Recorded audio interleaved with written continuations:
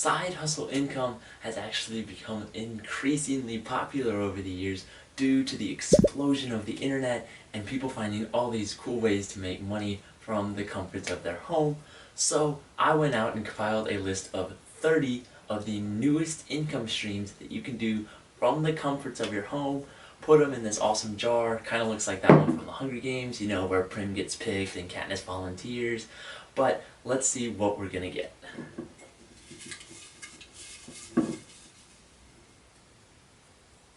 So we got the stocks. Okay, you probably already knew that by the title, but I'm gonna go do a little research, figure out exactly what the stock market is, how I can explain it to y'all kind of in an easy to figure out form, and I'll be back in about an hour.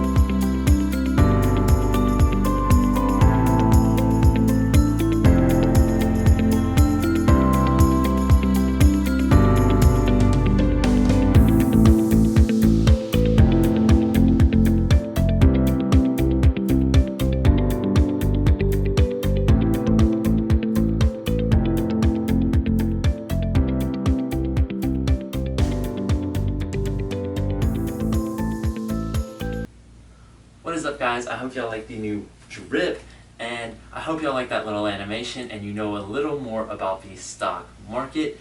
And I want to really quickly talk about how to make money in the stock market.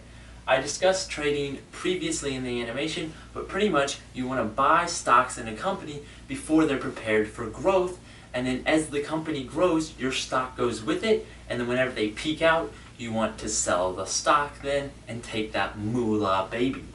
Dividend stocks, on the other hand, is when a company has some excess capital or revenue and they decide to reward their shareholders with a chunk off the top, and they distribute that to all of their shareholders based on how many shares of their stock you have. So the real differences between these two is trading is a much more on-the-job, daily sort of task and requires constant checking and analysis of charts, whereas dividends is more passive. You kind of buy and hold for a year or two and you don't really look at it because companies are just paying you every quarter. Now, trading does have a very high potential of making a load of money, whereas dividends, there's sort of a cap based on how much a company is willing to pay you.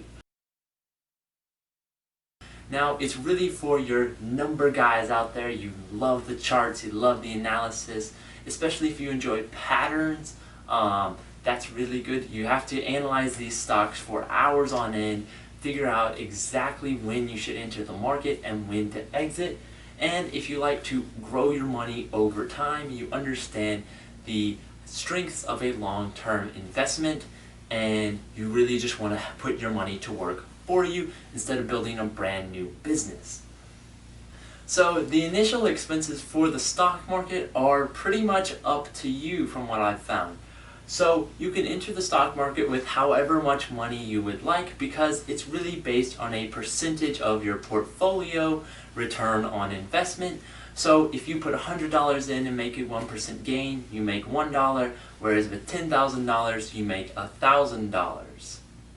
So pretty much it's up to you how much you put in there, but you can begin for $0. You won't be making any money, but you can do what's called paper trading, where you are investing fake money and seeing what would happen so you can build your strategies and not blow away that 10 grand in one go at the first time you try to trade the stock market. Next up, I want to talk about the scalability and passiveness of the stock market as a side hustle. So for scalability, I'm going to be giving it a 10 out of 10, mainly due to the fact that it is unlimited on the returns you make. It's all based on a sort of percentage of your portfolio, So you make the same amount with $100 as $100,000. You're getting the same percentage of growth on that account. As I talked about earlier, you're pretty much 1% at $100 gets you up to 101. And then that 101, when you get 1% growth again, you now have 102 and 1 cent. You're making 1 cent extra for every 1% growth now. Now, for passiveness, I'm going to give it a 6 out of 10 because the passiveness actually varies depending on the level of intensity that you are trading at. So long-term investments and dividends can pretty much be truly passive. Maybe you'll probably spend an hour to 6 hours, maybe a week on finding your perfect stocks. You go and buy them, and then you just hold them for a year or beyond and just reap the rewards sometime later down the road.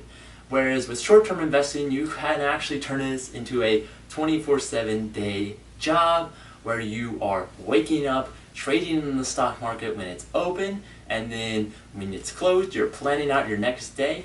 But typically, that is a full-time job, which would mean you would have to quit whatever job you have right now, which is not the goal of this channel. And so pretty much passiveness depends on how you really want to approach this. Whether you want to go long, medium, or short is completely up to you, but I will be experimenting with all 3 different ways and including dividend stocks. Failure and success can be pretty drastic in the stock market. Failure can mean you losing all of your portfolio in about a week because you invested in that garbage company that said that they were going to be going crazy this year, but all of a sudden they are off the market and they are bankrupt again. Whereas with the success side, you could actually see your money double in about a week because some of these companies are going crazy right now. But at the same time, they could be doubling or they could be falling and falling apart, meaning you lose all of your money. So it is rather risky, but success is really great and failure is really, really, really bad. You could actually end up losing all your money and have to restart. But hey, there's no problem with a little failure, just as long as it's controlled and you don't lose your entire investment savings and your grandma's investment savings in one go. So success really for me would be having a consistent maybe 1% growth per day average so that we're winning more trades than we're losing consistently without that much work, and having these strategies in place so that we can take advantage of the market effectively and efficiently with about 30 minutes of our time per day. That's my goal, is to get this down to a 30-minute a day side hustle and return about 300% per year, pretty much tripling the money that I put into it. I want to end the video talking about some top performers that you may have heard of. First off being Warren Buffett, who is pretty much the godfather of the stock market. He has made some crazy returns throughout his life. He still trades to this day. He's worth, I think it's like $400 billion right now. But if you've ever heard of him, you know that he is the grand master, the alpha male of the stock market. Wolf of Wall Street, yes, he's a fictional character, yes, it's a movie. I really recommend you go check it out if you're interested in the stock market. They kind of dive deep into the shady business of it, the whole stress, la-di-da-di-da. But it's pretty interesting for most people interested in getting into stocks because you get a pretty good explanation of what exactly the stock market is, how traders go about it, and the levels of sort of passiveness and intensity that you can really take the stock market on with. Next up is Paul Jones. He's just a really well-known trader. He's very successful. Maybe you've heard of him, maybe you haven't. And that's going to be where I end the video. The basic YouTuber outro of like, comment, subscribe, and of course hit the ding notification bell. But I'm really glad you enjoyed, and I hope you stick around for the next episode where I talk about my strategy and my plan from what I've learned of how to approach my stock market trading account.